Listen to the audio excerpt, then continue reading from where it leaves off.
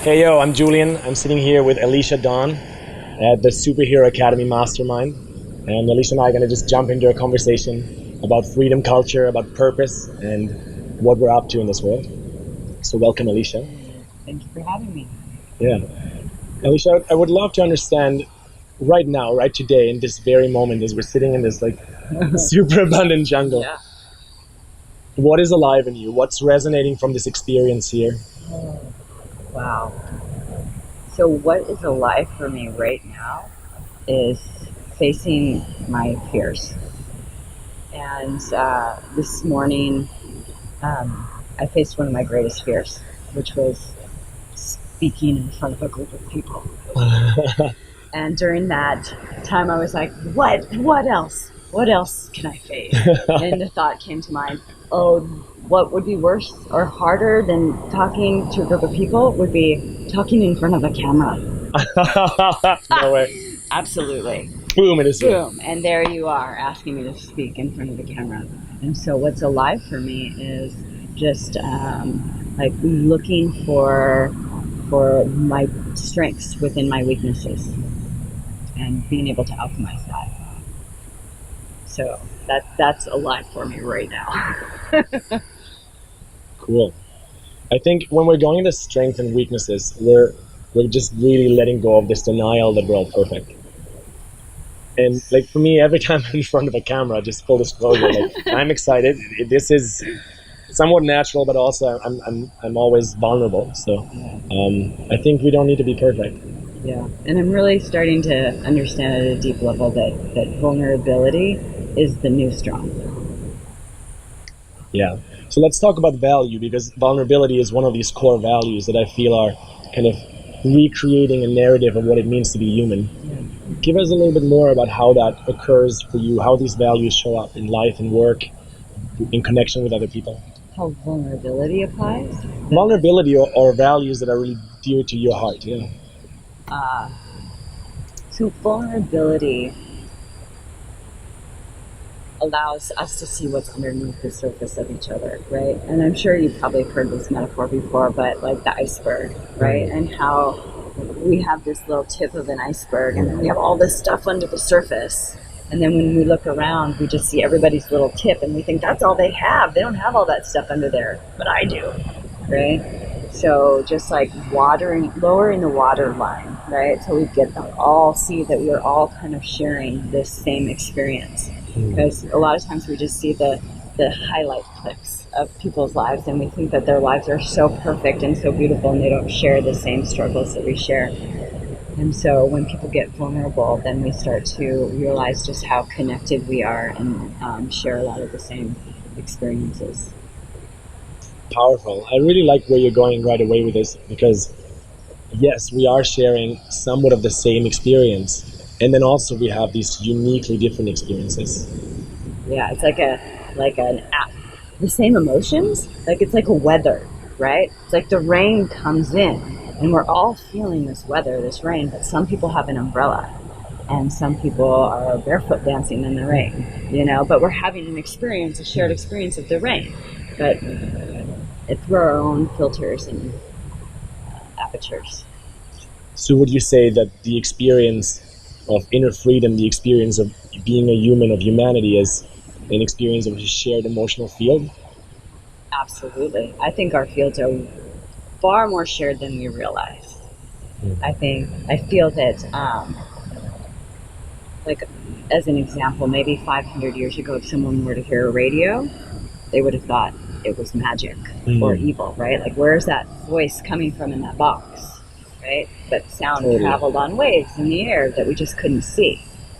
And I feel that our thoughts travel on waves and our emotions also travel on waves, and that we just are not refined enough or sensitive enough to actually pick up those things. But we are affected by it. Like I know that somebody can walk in a room and they can light up a room. Like energy, it just gets lightning. Or on the other side of that, somebody can be in a bad mood and come into a group and which was once lively and then it just kind of, right? So there's these, these magnetic pulses or waves that we're putting off that we're just now really becoming aware of. Wonderful, Alesha. So as we're kind of raising in this awareness that we have a very shared experience, how do you think this world might work for everyone? Or will it ever?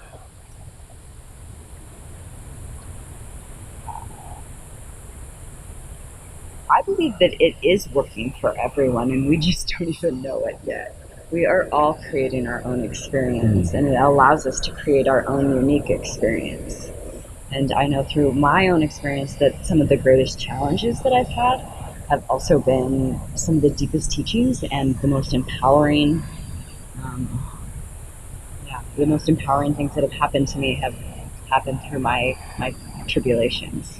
So, like, I wouldn't change it, right? So that when I see somebody else going through a trial or tribulation, then I trust, right, that on some level that they've called that into their experience, and that there's something really valuable in that. But I think we can get better at it, right? And that we can help each other, and that we can get better with our biofeedback. Like when we really start to see this world as a biofeedback field, and that we are creating our reality with our thoughts and our words, right? Then we can start to play with that and see how, when we change our words or we change our reactions into responses, that we are actually creating whole new patterns and experiences within our life.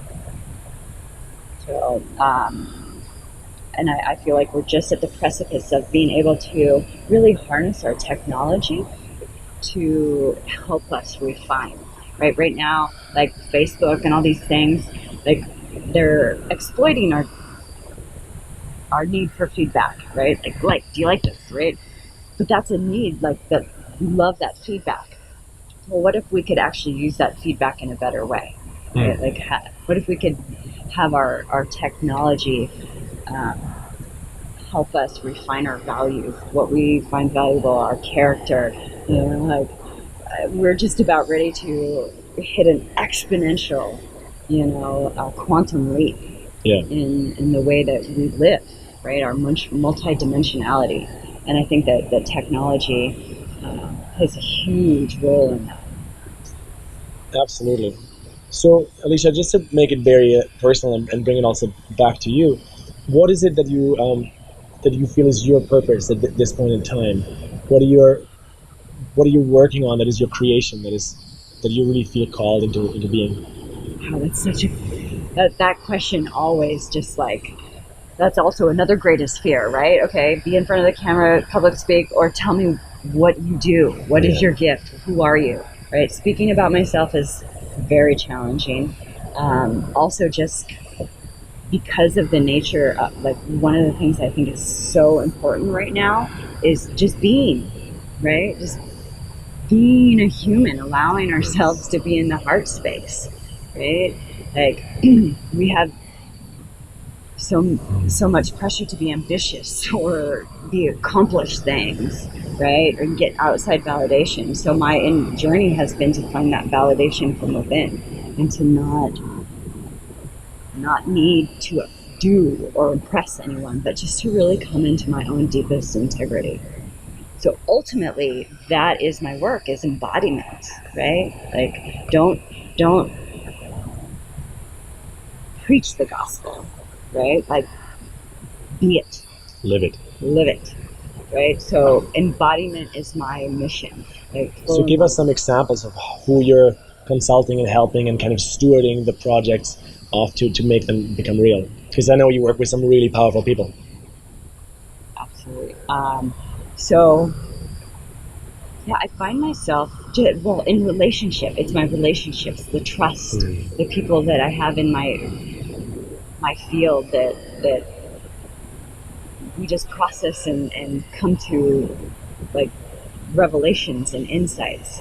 And I find myself at the birthing of a lot of really evolutionary projects, kind of just holding space and kind of leading from behind, right? Like, I feel like I'm a really, really good listener, so I'm able to find the golden threads from all of these different projects and find the unifying factors, right? And really weave them and synthesize them and kind of like see from a meta perspective how things fit together and how things aren't in competition, but actually like a super system, right? Like that competition. Yeah, and the word competition means to strive together, right? Like if we're all working towards a common goal, what I often find is that we're having this shared dream, right? But we don't even know it, right? And we have this amazing piece, right?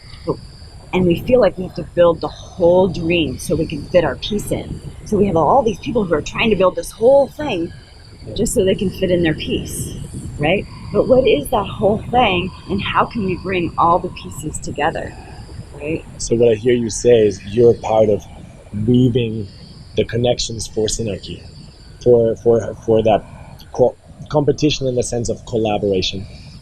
Synarchy. It's one of my favorite words. Absolutely. Yes. Wonderful, Alesha. Let me ask you another question. What does freedom culture truly mean to you?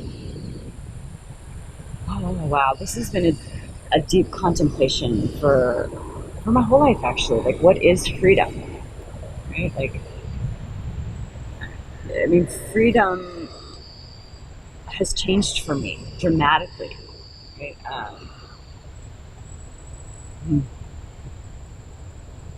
Because there's deep responsibility in freedom. Like you know, like I'm not free to do just anything because it has consequences in how I affect other people, right? So, I mean, freedom to me is being in alignment and integrity with myself, with spirit. Like that is freedom for me. Like if I really free my will, I am an instrument of divine will. And that's freedom. I'm taking this in. This is powerful for me to like receive that and hear that. This is like clearing your own channel to be free enough to just let really pour through you what wants to express in the collective, but also in our individual kind of embodiments, right? Yes. Wow. So a very like specific question. How is your experience at the Superhero Academy Mastermind? Profound. Really, to be able to talk on camera with you and have this information come through is beautiful, and I'm so grateful. I'm so grateful for all of the incredible people that are inflections, right? Because I feel like we do this together, right? Have you heard it? Like Buddha, the next Buddha is a Sangha. Right? It's a collective awakening. Not any one of us does this alone, right? We are birthing each other, right? And that's also the power of the observer, right? In a quantum equation, one of the most powerful parts is how you observe something, right? You're actually creating a psychic space for that thing to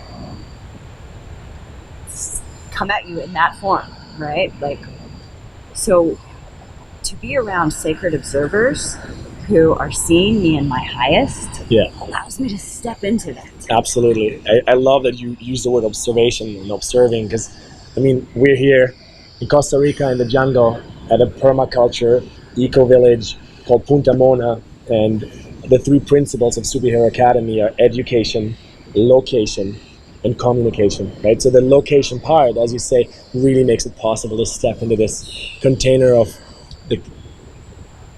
just letting each other truly be in freedom.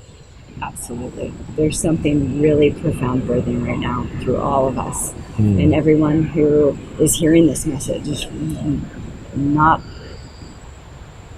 a coincidence. Nice. Well, Alesha, thank you so much for taking the time. Thank you for sitting with us here, and